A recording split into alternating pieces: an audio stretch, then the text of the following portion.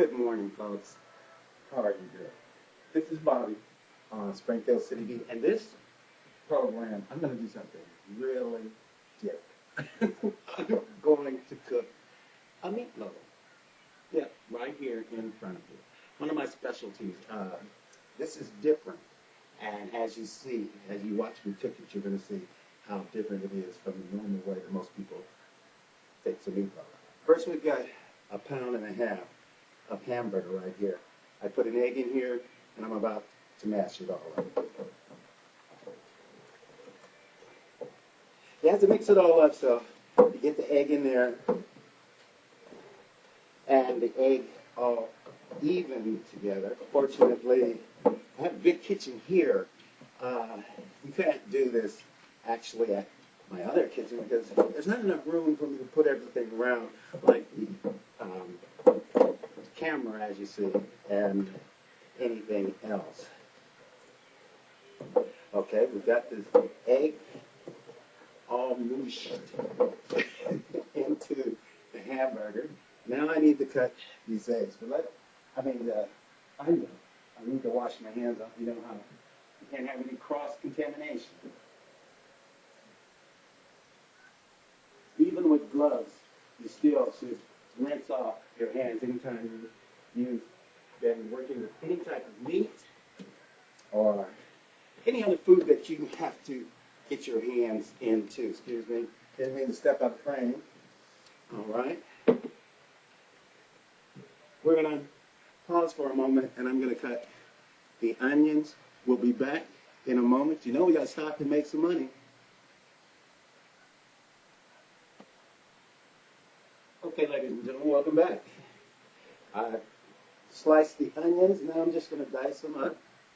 So real fine and add them to the hamburger.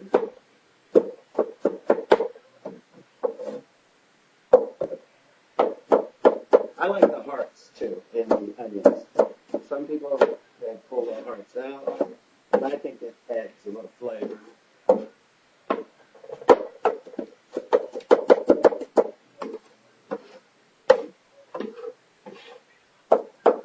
And you want them to be real fine because you don't want any big bits of onions in your meatball.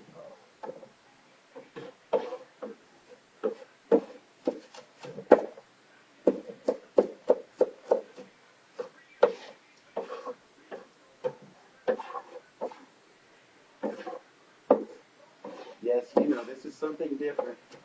I had thought about doing something like this in Oregon and cook for you there. But as I said, you know, that kitchen is relatively smaller than this.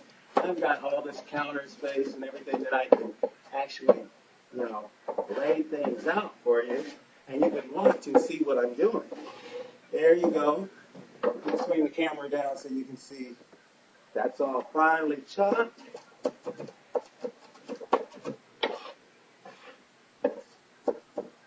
Still a couple of large pieces in there.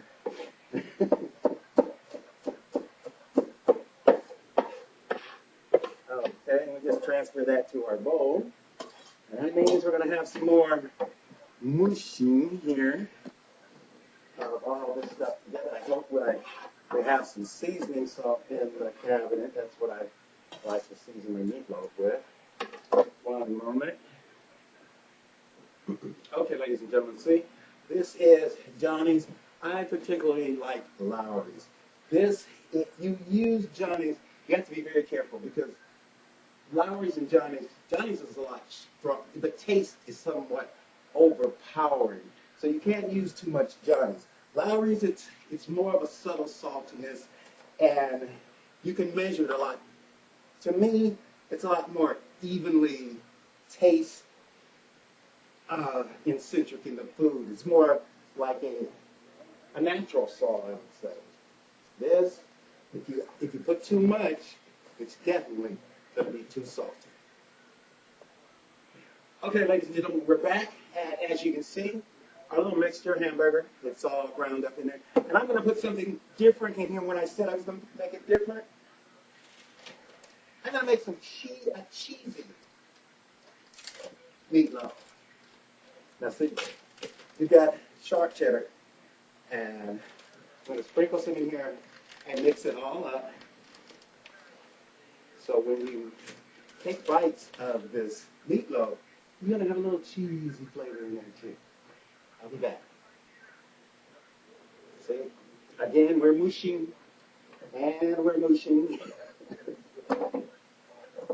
Got to get everything even in there so when it cooks, as you know, your cheese is going to melt. So you won't see it, but you will taste it. All right. Now, I like, fortunately my mom has these. This is what I usually cook it in. These little pots like this. It's great because it forms the meatloaf just like it's supposed to be.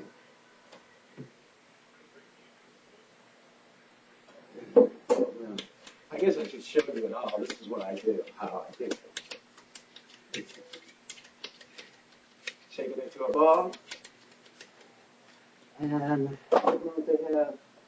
Let's see.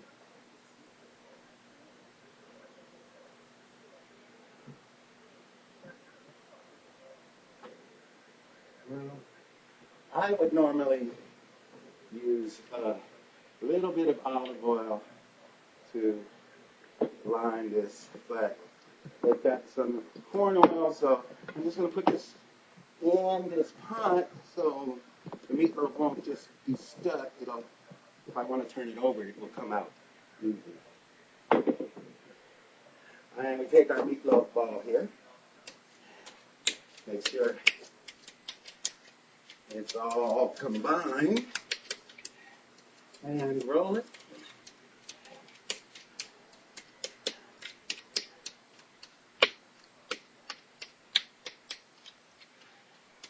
Okay.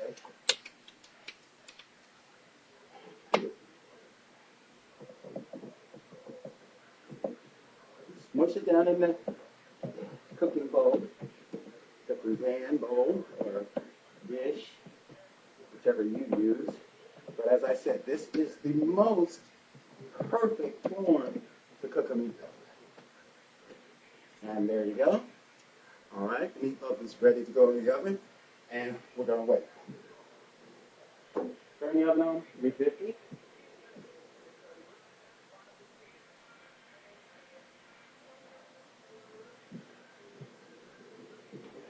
Excuse me, folks.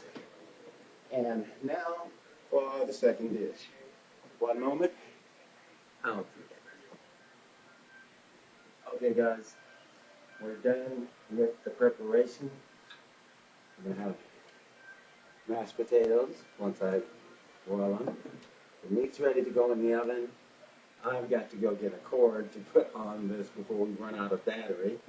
And we'll be back with you, I'd say 45, 50 minutes. Bye.